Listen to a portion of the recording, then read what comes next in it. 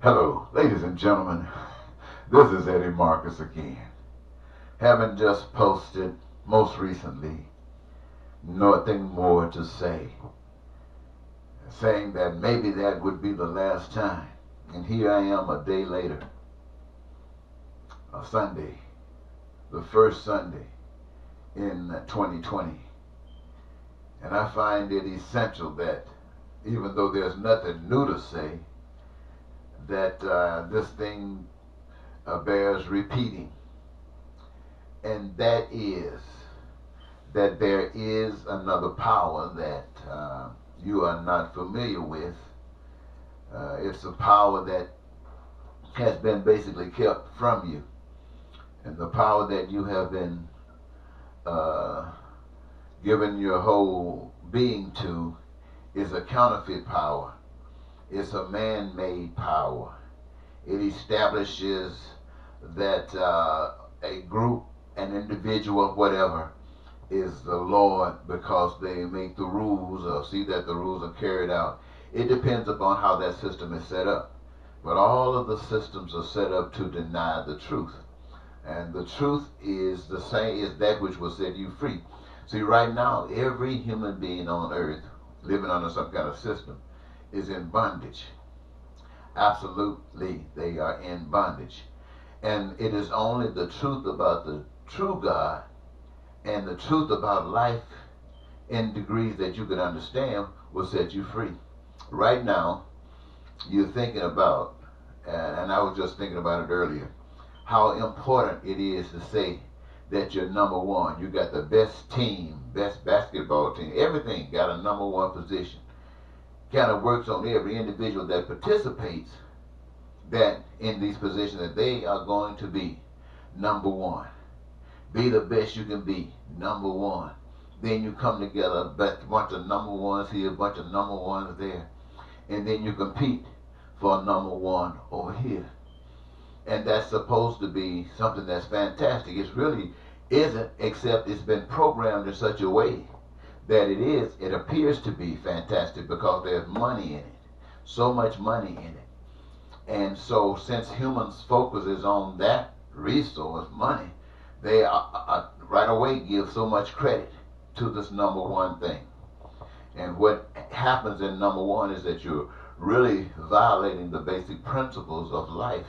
There is so much to be enjoyed and experienced in life other than just being number one.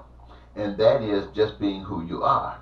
You see, once you want to be number one, there are a lot of other things that come into it that makes it very complicated for perhaps others because they don't have access or exposure to. And it's taking advantage of a situation. It's like being the richest man in America or the richest man on earth. We look at that because we've been programmed to look at it as such, as whoever's that richest person, that they have done whatever, they've been successful in basically everything they've been doing. If they got the title of the richest man, and you might say, wow, if I had some of that. But they never tell you that the richest man on earth is also the biggest thief on earth. Now, you hear me say that, you probably wonder, where's that at? Well, let me say it to you this way. Whoever is the richest man on earth or the richest man in America, they might have done it a legal way. I'm not trying to say what they did was illegal. But what I am trying to say is that if the systems that are designed are immoral, then people who benefit from the systems, they are benefiting from immoral activity. For instance, let's look at somebody who, since this nation is built on money and it seems the world is built on money, let's say that somebody comes up with something that no one else has come up with. Let's say come up with the fountain of youth. Let's just go there because everybody wants to stay looking good. So you think, wow, we can all be young. Now, to utilize that fountain of youth, you got to pay $1 billion. Now, how many of you could use that? I mean, I know how many of you want to use it, but how many of you could use it? Now, the fact that it exists, that it can work, means that it came from a source unbeknownst to any of us. And if that's the case, it's probably, without a doubt, designed for anybody who want to use it. But the tool, the instrumentation that was the vessel whereby this became known, want to put a price tag on it. So you get all of these billions of dollars that folks can come up with, they can rape and steal, just to get access to the fountain of youth. And they're looking good. And the one who's making the money is the richest man on earth. And the rest of the world around here ugly because they can't get access to the fountain of youth. It's like one nation has a thing, make America great again. Make America number one. What does that mean? Make America number one. That means America got to do something, be willing to do almost anything. That's how if you progress in the world anyway, is by taking advantage of others. Do anything to get to that status. Now you're number one, and the whole world hates you. What beauty is in that? Walking around claiming to be number one, caused all the pain and suffering that you can, and now you're bragging about you're number one. What you have actually done is become the biggest devil. You have caused yourself to come out of the crypts and crevices to rise up on the top. The most evil nation on the face of the earth. And I'm not talking about America. I'm talking about any nation that rises to that position. And the only escape is if you ever found yourself accidentally in a position like that. Then you immediately spread out all of the benefits that you got, that it will reach out to all of those who are suffering. Oh boy, now you're becoming a great nation. A nation that will never be forgotten. A nation that will be remembered throughout eternity. But see, you have to be listening to a different spirit to walk into some wisdom like that. To be a beneficiary of some reward like that. So I guess I was finding myself thinking about this Sunday, thinking about this date, saying I haven't nothing more to say. And at the same time, if you listen to most of my videos, you're going to find something that's relative to what I've said today. But I just want to re-emphasize that all of us who are alive have come through and are in the darkness. But it was made to be that each of us would represent like a star in the heavens. No big stars. A star in the heaven.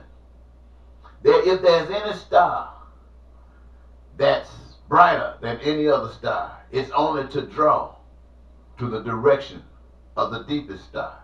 And that star is the star that watches over us all day long. And is all day somewhere.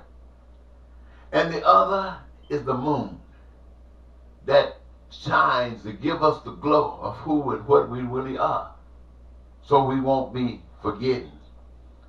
And then the day rises again, and the night, and you shine, the star that you are. But in this place, in United States, in Russia, in Africa, in Asia, wherever you are, you're not shining. You're either being eaten up, slaughtered, robbed, raped, drugged out, lied out. You know how lies mess with you? If you tell a lie all the time, and then you might be saying something that's kind of sounding important, but you lie so much people don't know what the hell to believe. In fact, you might be telling the truth, but they're inclined to believe that you're lying because they don't have any evidence of you telling the truth. That should be a sign that when you got a leader that's in power like that, and you put him there, either by being excited about him, waiting on him to come in, or by just being complacent, saying you can't do anything about it. Because you don't know. The system has taught you that there's nothing that you can do about it. But the message that I bring to you, ladies and gentlemen, is that there is something that you can do about it. Rather than be afraid of what the system would do to you, Because the system will kill you. They got the systems of the world got a reputation of killing millions and millions of people who resisted their authority. Over in Iran, I hear they killed over 100 or so protesters, people who are dissatisfied. In Hong Kong, the same Hong Kong, the same thing is happening. In Central and South America, people are running from that for their lives. Now in the United States of America, they want to build a wall so you can't run. They're talking about keeping others out. No, my friends, that is to keep you in. When there's pain that you are building, this demonic society that you are creating for yourselves, when it rises up even more ugly than it is today. But I want you to know that there's another power. It doesn't put you in prison or kill you because you don't like what's going on. Because what is going on is what you allow. It is the seed that you, the people, planted. It is what you, my friends, have sown. And this is what has come back. But there's another way. If you listen to the spirit you can't see. That spirit is a spirit of love. It's not about being number one. It's about being the best you can be as far as how others receive you. That means everybody's out there being the best to everybody. Being the best to everybody. You're allowing that spirit to live inside of you. By doing that, you're giving that spirit life. That's like God using your hands, using your mind, using your feet, using your heart, using your expressions to show love. That's God that you're allowing to live inside of you. And so that monster that call himself will kill you, that's only for the people who are blind. Because the people who are blind, when they shoot you or whatever they do to you, the people who are blind think that's it. But even the devil told Adam and Eve that you don't surely die. Now, how did the devil know that? They was kicked out of heaven. He was told he would surely die. He didn't know what it meant. But now he knows he's not in heaven. But he still exists. So he told Adam and Eve the same thing. You won't be here in the garden, but you'll still exist. And just for some clarity to help us understand it, here we are. And we got the same challenge. We've been taught all the stuff. We've been taught nothing about God's love. But God has sent people all over the world, giving them sight, giving them hearing, giving them the ability to speak, giving them the ability to walk, to reach out, to glow, so that others will know that you don't just have to be in prison. Step outside of prison. Step outside into the new horizon of life. Be an instrument so that others can see the darkness. Not only the darkness, but the light that you see. Because you represent life. When they want to put you down, you want to let people see what it means to be up. Truly up. And when you're in the state of mind, ladies and gentlemen, I want you to know, because you don't know this, so this is special. When you're in that state of mind and you're being used by the Spirit of the Almighty, the love, there's no fear in you. You know that they can and will kill you, and you know that the Spirit in you at the proper moment will allow it to happen. But while you're in that state, there ain't no fear.